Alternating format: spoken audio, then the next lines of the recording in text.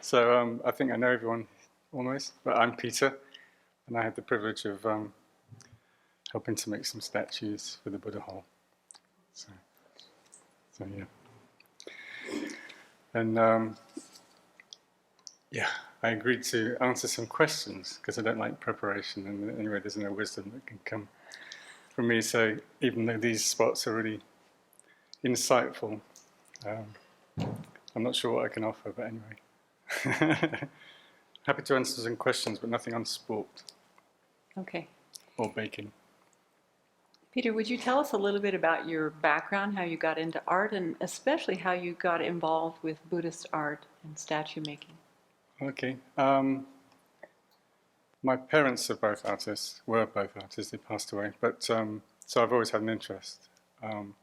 So I went to London to study sculpture when I finished high school, 4 years, and that was really good. I learned a lot of practical things, how to carve and cast and make molds and things. And I met my wife there, well, my current wife. We weren't married then.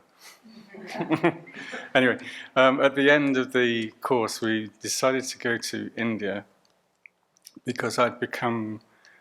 I love museums, and I've always gone to museums. So most weekends I would go to the museum. So I would go to the British Museum in London every week, and I was working my way through. It's huge, absolutely huge museum. It's beautiful, and I would go from each gallery and just spend a couple of days in each small kind of gallery and work my way around. And after about 6 months, I came to the Asian section, and I'd never really seen kind of Asian art before, but I became completely absorbed and obsessed with it's a wonderful collection. And eventually I came to the Tibetan section, and there's one statue in particular that I was transfixed with the statue. And I don't know why, I still don't know why. I go back and visit the statue quite regularly whenever I'm in London. It's just a small little bronze statue, 12-inch statue of, well, now I know it's Maitreya now, but at the time I had no idea, you know. Anyway, there was something in the statue that I knew this had something that I needed, and I was just this crazy young guy obsessed with music and things, you know. Young people get obsessed with. And I decided I had to find someone that could teach me meditation. And I don't know why, but this is what came out of the statue. So I would continue to go back and see this statue and the other work in this gallery. At the same time, I discovered a Buddhist group in London and started to learn to meditate. And my wife had also come to the same decision about meditation, but from a health point of view. She had psoriasis, and she knew that she needed to kind of control her body, you know, and meditation is very useful for that. So we both started to meditate, and then from there we brought together the practical elements of going to India. And we went to India for a year for the first time, and during that time I was becoming more and more interested in the Buddhist art, particularly, and I was very fortunate. We were doing kind of a pilgrimage around North India of the Buddhist sites, and I met Rinpoche, Lama Zopa Rinpoche in Bodh Gaya, and everything changed at that point. Rinpoche is completely, you know, loves holy objects, and it's very, very important, and he took me to one side, and that's really it. Yeah. So I suppose my whole life since really has been about holy objects and not a lot else, I'm afraid. Yeah, I have tried, I should say, to study, but I end up coming back to making statues. So I feel very fortunate. I'm very happy with the way my life's gone. But yeah. Peter, you're using very interesting materials for these statues. Could you describe the materials and what led you to using what you're using for these? All of the projects are very different, and you have to be able to adapt to whatever is needed for the practicalities of where they are. And even the Tibetans, the way I learned with my Tibetan teacher, the first thing we would do when we're working on site would be to go and dig up some dirt from the monastery or wherever we were and test whether it's going to be possible to use that clay. And quite often it isn't clay, it's just dirt, it's not going to work. But and then he'll do a series of tests to see how much the clay shrinks, and because the Tibetan statues, they're either made in copper or clay, mostly. And for me, I still have to do the same. So when I arrived here, I had no idea whether we could find the materials that I'm used to working with. So we went to Albany Falls and found something, and it happened to work really well. But one of the constraints for this project is the weight of the statues, because a 10.5-foot Buddha statue would weigh several tons if it was solid, and we can't do that here. So I'm using the technique that I used in Singapore, where the core is a very lightweight material that I can then put the skin, it's not a skin, but the material around to keep the weight down. And then it enables me to hollow out a section in the center of the statue to put the prayers and the sokshin, which is the most important part of the statue. So the skin is an epoxy, a very hard epoxy, which is actually stone dust and epoxy glue, and then it'll be painted. But all of the I don't think I've ever made a statue the same twice, material-wise, because they're all different. You have to be able to adapt. Yeah, it can be a bit nerve-wracking sometimes. Yeah. Could you tell us a bit more about the sokshin? Sokshin is the representation of the central channel of the Buddha. So it goes from near the base of the statue to the crown, and there are mantras that have to be written at each of the chakra points. And I'm not so clear on I let the tantric monks do with that side of things. The monastics who are trained in that, really, I kind of let that. I have made sokshins and I have written the mantras and things, but it's not. I'm not. If I can find someone to do that, it's much better.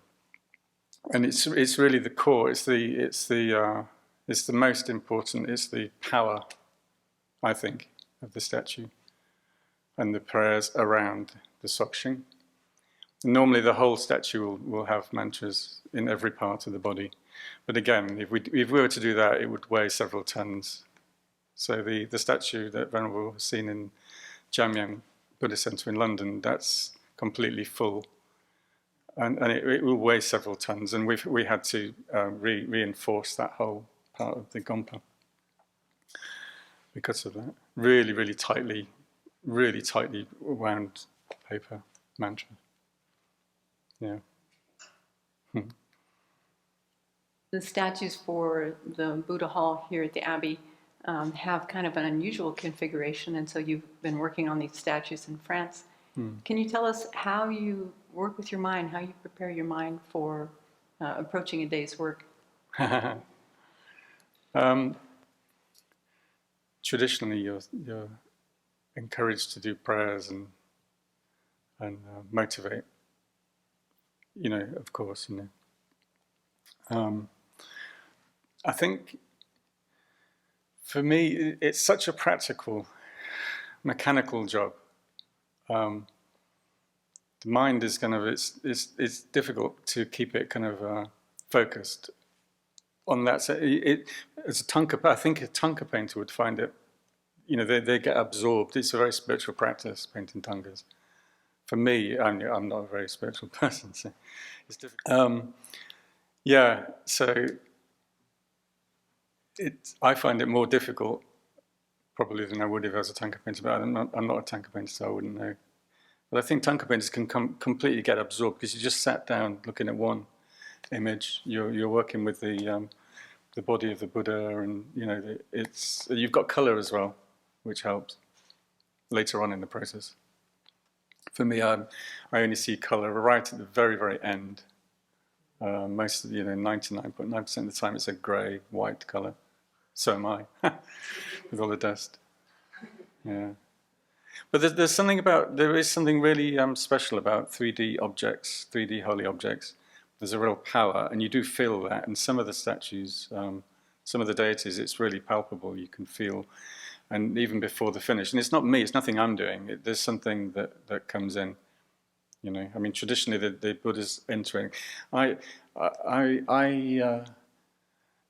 Because, I mean, you can see, the statues in parts. So sometimes I have to do awful things like cut things. I can't think of what I'm making as the Buddha yet. Yeah, if I did, then I wouldn't be able to function because I'm cutting arms. I wouldn't be able to function. And some people, especially in the Chinese countries, they find it very difficult to see me doing that even, And but it's my job, it's practical. So I don't personally see.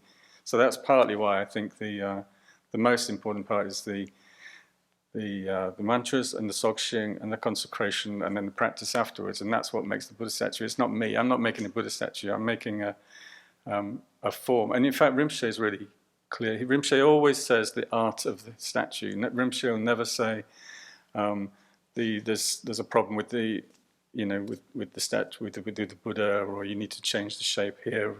He always says there's a problem with the art of the Buddha. And Rinpoche always he differentiates the art from the actual Buddha, and I have to do that all of the time. Yeah. The two statues that will go to the sides of the Buddha are kind of unusual and special in this case, Ananda and Maha Prajapati. So can you tell us a little bit about the research that you did to find images of these? Well, it's very difficult. It was mainly Venerable Damche who did the research for Maha Prajapati. You don't really even see Ananda's. Normally it's Shariputra and Ananda, isn't it? But you don't even see statues. Not very often. It's quite unusual to see standing statues. I don't know why. You see them in tankas all the time, but it's been very hard to find statues of Maha Prajapati in particular, which is why I was really keen to do this job for that reason, to be honest with you, because it's very unusual, and I do think it's very important. And then nunneries around the world are becoming really inspiring for me. I've noticed that over the last decade or so. There's some really good stuff happening in the nunneries, particularly. So to have a statue of Gautami seems really important. And we only found 2, or maybe 3 now. I've only seen 2 myself. And even images, 2D images, there are lots of Indian, how they have almost like comic books of Mahabharata and things, I found some life story, almost like comics, the Indian ones, but nothing else. So it was. I think it's really important. I think it's really important to have this statue, particularly. Yeah. Thank you. We're Thank very you very grateful to much. have you here at the Abbey and your contributions to the Buddha Hall. Thank you all. Thank you. It's been a great privilege for me. Thank you.